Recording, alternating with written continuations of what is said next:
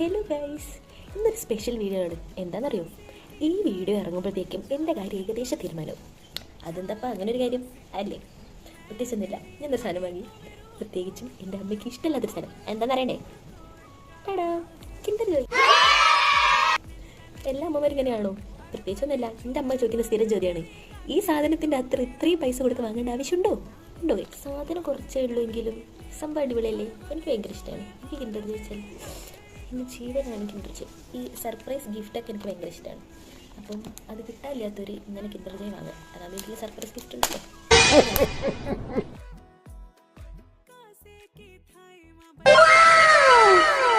എൻ്റെ എക്സ്പ്രഷൻ ഇടുന്ന കണ്ടിട്ട് എക്സ്പ്രഷൻ ഇടാൻ മാത്രമുള്ള സാധനങ്ങളുണ്ടോ? ഉണ്ട്.